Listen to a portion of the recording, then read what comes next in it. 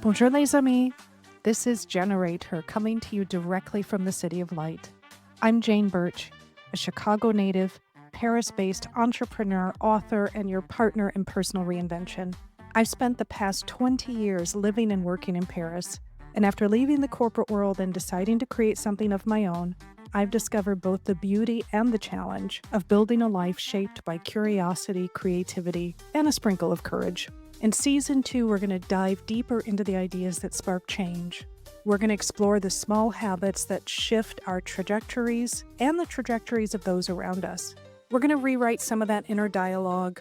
We're going to lean into curiosity, and we're going to dare to reinvent ourselves at any stage of life. These are the practices that lead to true transformation. So whether you're planting a seed in your Jardin Secret, your secret garden, or giving voice to your creativity for the very first time, let's step into your next chapter with intention. And of course, with a touch of Parisian charm. So as we say in French, on y va, let's go. Bonjour les amis. Welcome back to GenerateHER. I'm so thrilled to have you here if you're returning. And if you're new to me, thanks so much for tuning in. This is my little space to share all the things I'm learning on this journey called life, sitting here in Paris as a business owner, an entrepreneur on the verge of creating another business, somebody that's learning about French culture every single day. It's a very complex culture. So I love being able to discuss different topics with you that have been on my mind. The first thing that's been on my mind, I cannot believe it's already October. Who else out there is thinking, my heavens, this year has gone by like light speed? It really has. And when I think about this year, rather than getting myself anxious about the time that remains, I think about all that I've accomplished in the past year. And you know what? Some of the biggest accomplishments can be that I got out of bed and I still went on my day, even when I didn't really want to. So we count those as wins too. But if I think back to January, that's usually when I set all of my intentions and thoughts for the year. I've been doing something a little different though this past year, and I want to share it with you. Before January comes, I've realized the importance of working in my Jardin Secret for the harvest. And this time of year we all recognize is the harvest time. In my climate zone, farmers are starting to dig up all of the things that they planted over the year. They're harvesting in preparation for the winter. And as we know, you've heard me talk about the Jardin Secret, that's where you're planting all of those wishes and dreams and ideas you have. And hopefully, you've grown some of them over the year. Spring is when you plant, summer is when you grow. And now today, we're heading into autumn. So we should be harvesting what we grew. A lot to reflect on there. One of the other things I want us to reflect on is we can have our harvest whenever we think is important. We can have a harvest after whatever season we choose. We are the ones that define the seasons we're in. And yes, we have this wonderful thing called Mother Nature that we get to reference, but maybe you are in your season of growth. Maybe you're in your season of planting. Maybe you're in a season of rest and recuperation. And rest and recuperation doesn't mean doing nothing. It means being very strategic about what you do and how you do it. So today I am in my harvest, and I hope you are too. And if you are, I have some thoughts for you. So here in France, just a little fun terminology for you, we have what is called the Récolte, which is the harvest. And then we have what is known as la Vendange, which is very specific to grapes.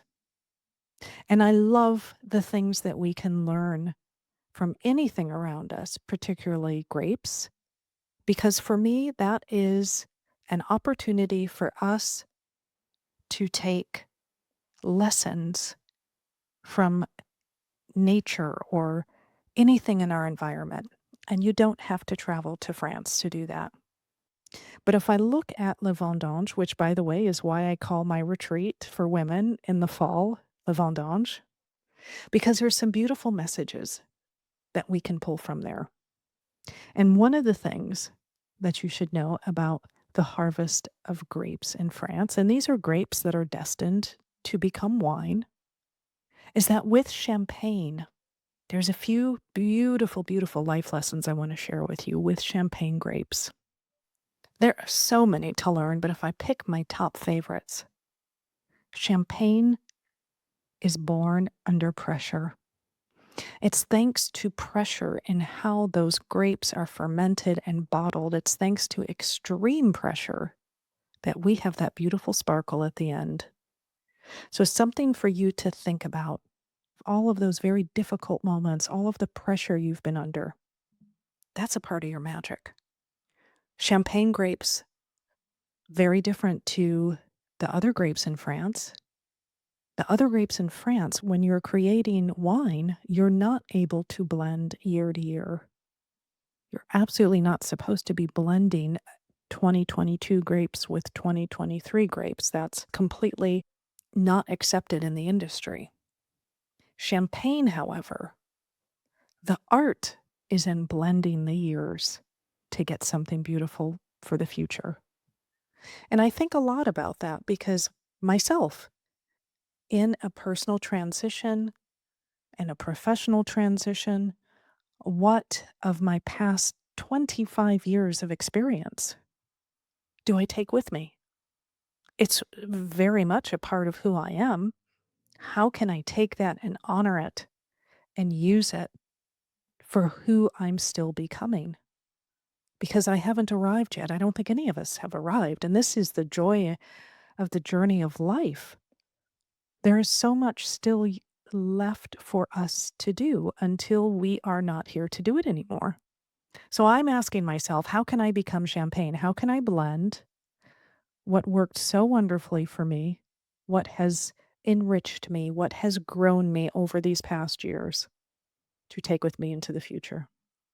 That's a beautiful lesson. The other thing I want to add, which is the champagne cork itself, I absolutely love this. And I think it's very metaphoric. When that champagne cork comes out of the bottle, it's not going back in. And when you pop a bottle of champagne and you try to force that cork, you can force as much as you want. It's not going back. What a beautiful lesson for us. What a wonderful reminder of how important growth and expansion is.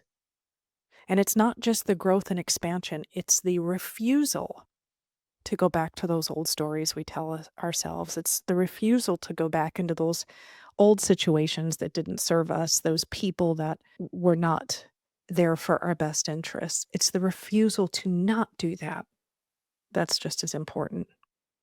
And the last thing I want to mention about champagne is the bubbles. Now, we know they're born under pressure. I'm not a physicist or a chemist, but I will tell you if you put champagne into a glass that is perfect, there's no micro scratches, there's no dust, there's nothing in that glass. It is perfection, which does not exist. There will be no bubbles. I had to look this up. Somebody told me this a while back, and I thought, that's fascinating. How can that happen? And it's true. I encourage you to look it up. But what do we know there? We know that it's the imperfections in that glass that create bubbles. Another beautiful, beautiful lesson to just love and honor and cherish our imperfections. That's what makes our sparkle.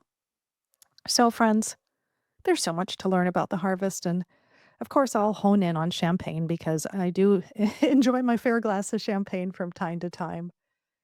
But most importantly, what I love are all the things that we can take from it. And the moral of the story is we can learn from everything around us. So many things around us remind us of who we are if we listen. So the next time you hear somebody talk about the Récolte, which is a normal harvest, and the vendange, which is a grape harvest, you'll understand exactly what they mean. But if I'd let me just finish off with the Récolte. Because even though it's not as fancy as grapes, there's beautiful messagery there. The French word récolte is intimate. It's not just about what you pull out of the land. It's a word that has two beautiful meanings. It's as much about what you collect physically as what you personally receive from that labor. So it's not just the act of the harvest, it is the produce that sits in front of you. Now we're into what is the personal harvest, and I encourage all of you to go on this anytime you choose. It doesn't have to wait for autumn. You have the right to create your own seasons. But the harvest, it's about an honest look. It's about a pause. Let's stop and see what's grown in your life. What's grown emotionally, what's grown creatively, what's grown professionally, spiritually. What are the things that are important to you that you planted earlier this year, that you planned last year before you planted, and how did they perform? Just taking a moment to stop and reflect on that can be so important. And sometimes we forget. We forget that we need to harvest. We just keep on planting and picking things out before they're ready and complaining about what's not grown. But how often do we stop and pause and really go through a harvest? Well, this is my invitation for you to do that today. So I'm going to give you a little homework. Get yourself pen and paper and ask yourself these questions. In your gathering, what has grown well for you? What worked for you this year? What are you proud of? What are you surprised with?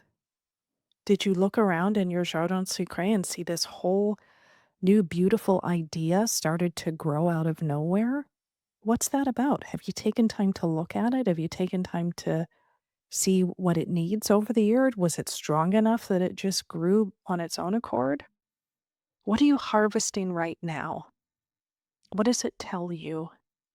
I also want you to think about what you're not harvesting. What didn't grow? Let's assess what came out of the ground. What needs more time? Or what needs a different type of nourishment that it didn't have this year?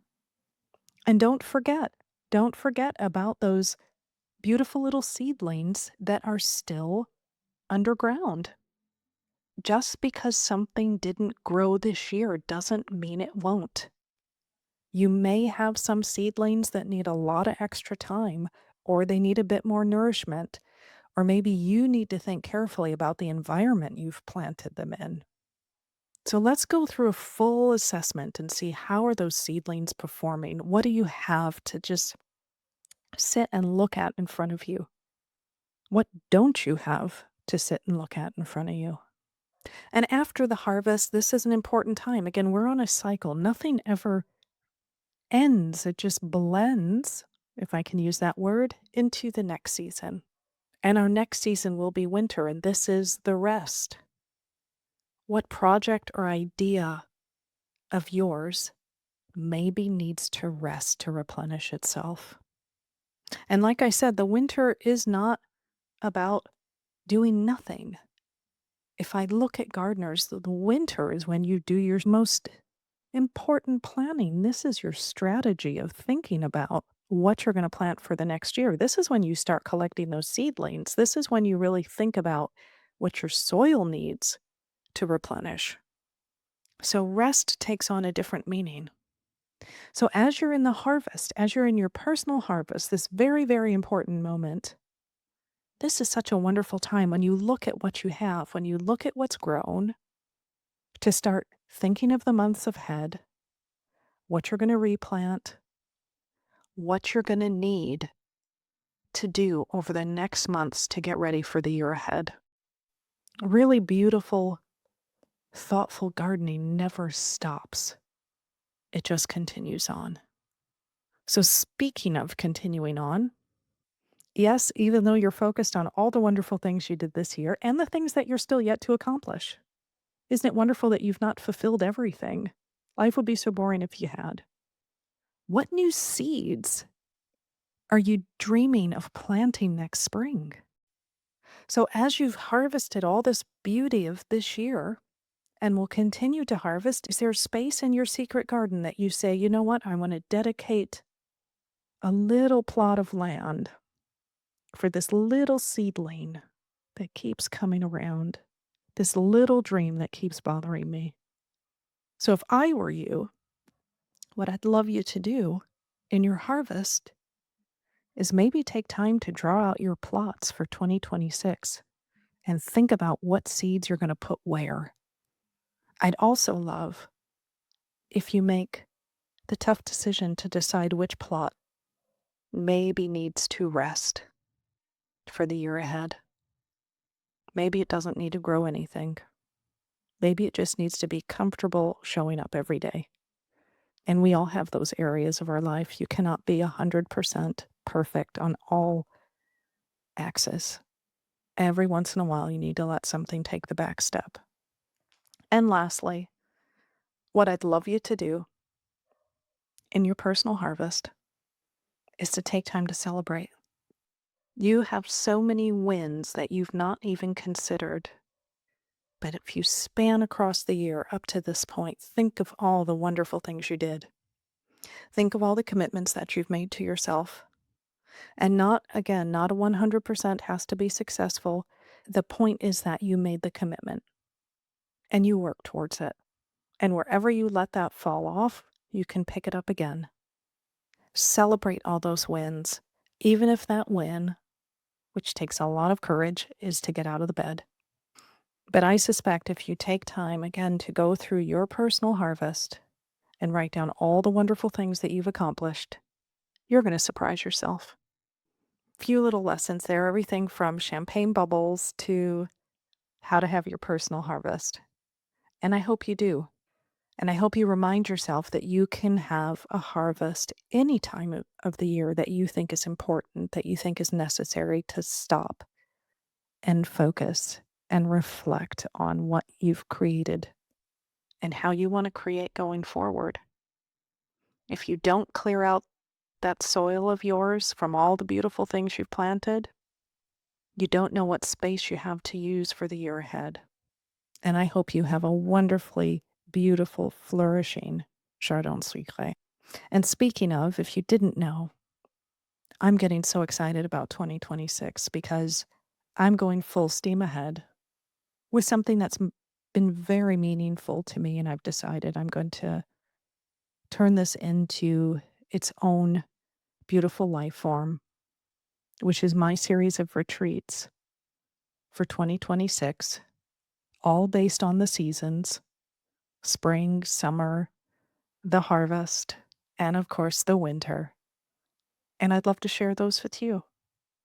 So stay tuned. You can always sign up on my website to learn more about the Jardin Secret 2026. And until then, happy gardening. A bientôt, mes amis. Thank you for joining me on this episode of Generate Her. If something sparked your curiosity or took root in your imagination or helped you to see possibilities just a tad bit clearly, I'd love to hear about it. Don't forget you can always connect with me via my website, janebirch.com, or on Instagram. My handle is my name, @janebirch. And if you'd like to go deeper, don't forget to check out my newsletter, Prompts from Paris, my retreats here in the city, journal prompts, and more that you can find on my website. Until the next time, may you keep tending your jardin, listening to your inner courage, and shining brightly right where you are. À très bientôt, mes amis.